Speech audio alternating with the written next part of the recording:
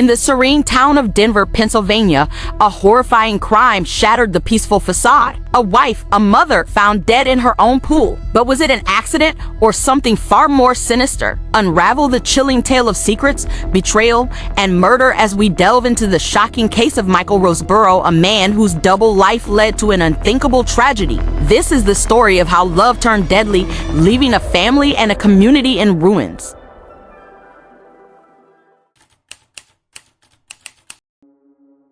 In the peaceful town of Denver, Pennsylvania, Michael Roseboro was a well-known and respected figure. He was a successful funeral director, continuing a family business that had been established for over a century. Growing up in the small, close-knit community, Michael was described as a friendly and compassionate person. He married Jan Binkley in 1989, a local girl from a respected family, and together they built what seemed to be the ideal life. The couple had 4 children who were the center of their world, and they were actively involved in their community. In 2008, the Roseboro family expanded their home to include a brand new swimming pool, a symbol of their comfortable and successful life. But on the night of July 22, 2008, everything changed. Michael made a frantic 911 call, reporting that he had found Jan unconscious in their pool. The initial assumption was that it was a tragic accident. Jan, who was 45 years old, was rushed to the hospital but was pronounced dead shortly before midnight. The news shocked the town. Jan was well loved and known for her kindness and dedication to her family. Her friends and family were devastated, struggling to come to terms with her sudden death. Michael's reaction, however, was somewhat peculiar. He was composed, cooperative, and did not display the level of grief one might expect from a man who had just lost his wife. Nonetheless, everyone in the community rallied around him, offering support during what was assumed to be a tragic accident. The Roseboro home, once filled with the laughter of their children and the warmth of family life, now became a place of sorrow. Michael, a man who had spent his life comforting others in their time of loss, was now on the receiving end of that comfort.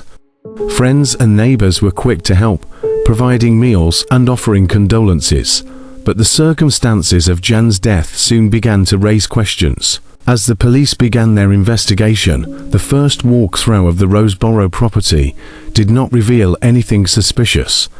The assumption was still that Jan had accidentally drowned. However, Lancaster County forensic pathologist Dr. Wayne Ross, who conducted the autopsy, noticed something that changed the course of the investigation. Jan had bruises on her body, including on the back of her neck, and signs of blunt force trauma on her scalp. Dr. Ross's findings suggested that Jan's death was not an accident, but a homicide. The revelation that Jan had been murdered shocked everyone. The town of Denver, with its peaceful Amish countryside and tight-knit community, was not the kind of place where such violent crimes occurred. The Roseboro family was plunged into deeper despair, grappling not just with the loss of Jan, but with the horrifying realization that she had been killed. The police, who had initially approached the case as an accidental drowning, now faced a murder investigation. The spotlight turned back to Michael, whose calm demeanor was now viewed with suspicion. As more details emerged, the perfect life that Michael and Jan had built began to show cracks. The case that once seemed straightforward was becoming more complex, with secrets and lies lurking beneath the surface. The question on everyone's mind was who could have committed such a brutal crime, and why.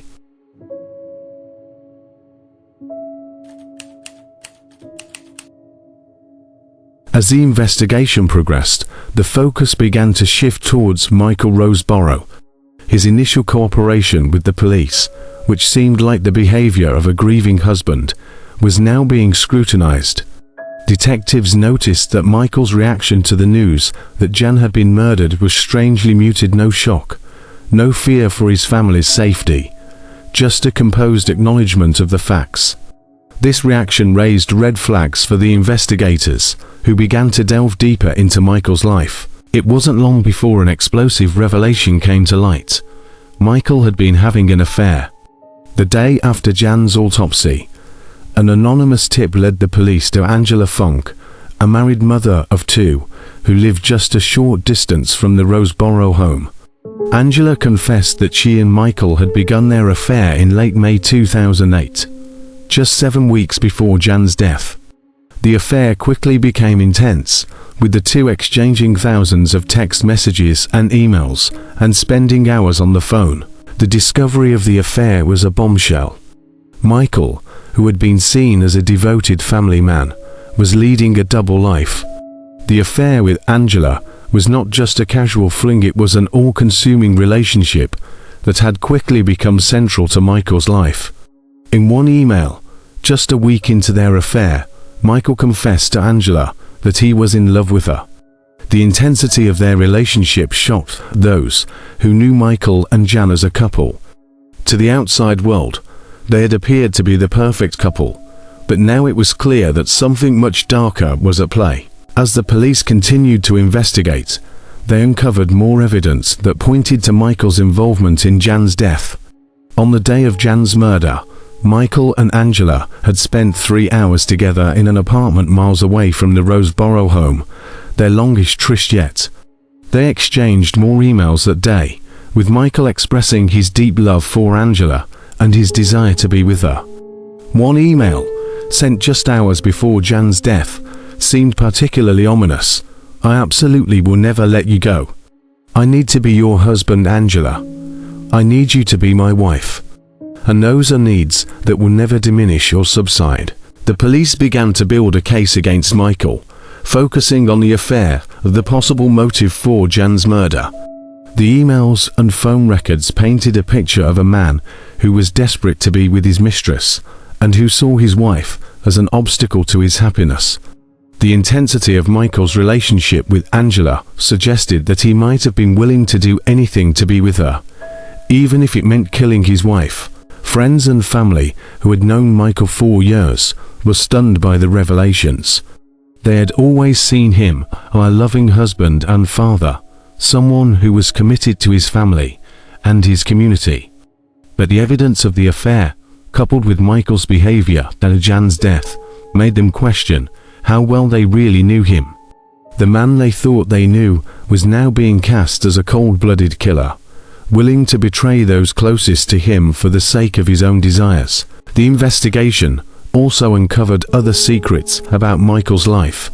It was revealed that this was not his first affair. He had been unfaithful to Jan before. This pattern of behavior suggested that Michael was not the man he appeared to be, and that he had been hiding a dark side for years. The affair with Angela Funk was just the latest in a series of betrayals, but it was the one that would have the most tragic consequences.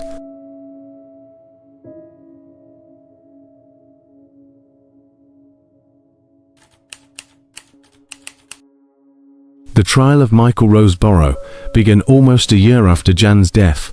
On July 13, 2009, the prosecution's case was built on circumstantial evidence, but it was compelling.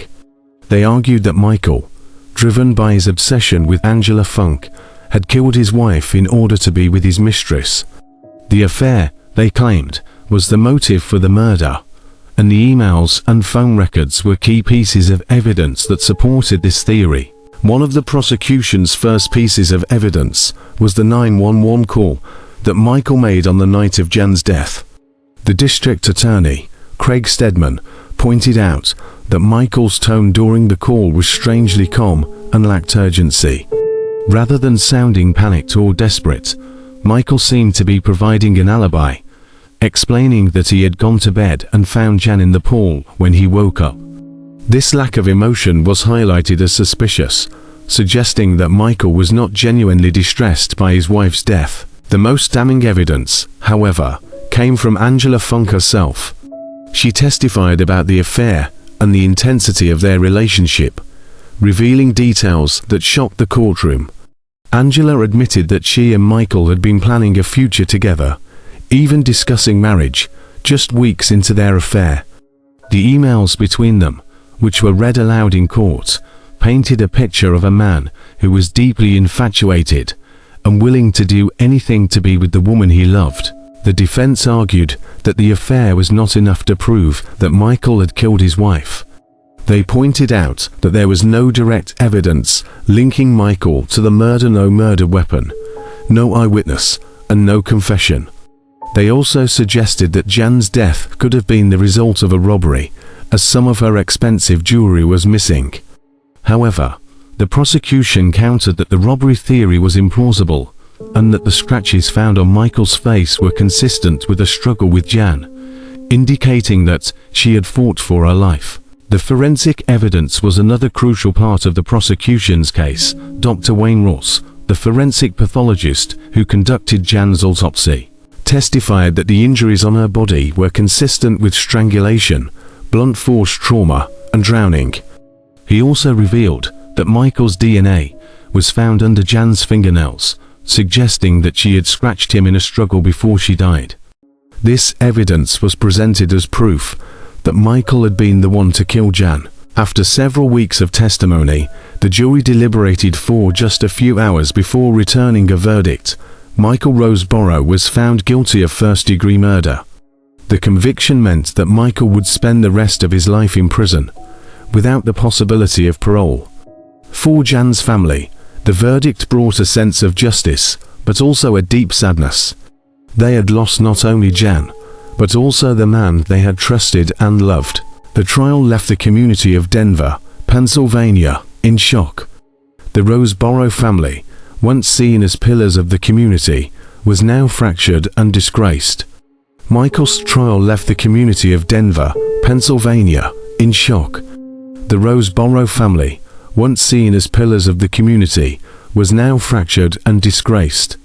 Michael's conviction shattered the image of the perfect family, and the town was left to grapple with the reality that one of their own had committed such a heinous crime. The Roseboro children, who had lost their mother in the most tragic way, were now facing the reality of their father being a convicted murderer. The once close-knit community was now divided, with some believing in Michael's innocence and others convinced of his guilt. The trial also had a profound impact on Angela Funk, who found herself at the center of the scandal. She was now a single mother of 3, raising the child she had with Michael amidst the public scrutiny and judgment. Her marriage had fallen apart, and she was left to pick up the pieces of her life. Angela's testimony was crucial in securing Michael's conviction, but it also made her a target of public anger and resentment. In the aftermath of the trial, the Roseboro family sold the funeral home that had been in their family for over a century. The business that Michael had once hoped to pass down to his children was now tainted by scandal. The community, too, was forever changed by the events that had unfolded. The murder of Jan Roseboro, a beloved mother and wife, had revealed the dark secrets that lay beneath the surface of a seemingly perfect life. The case was a stark reminder that appearances can be deceiving, and that the truth can sometimes be more shocking than fiction. For those who knew Jan, the trial and conviction brought some measure of justice, but it could never bring her back. Her family and friends continued to mourn her loss, remembering her as a kind and loving woman who had been taken from them far too soon. The case of Michael Roseboro would go down in history as one of the most shocking crimes in the small town of Denver, Pennsylvania, a tragic story of love, betrayal, and murder that left an indelible mark on everyone involved.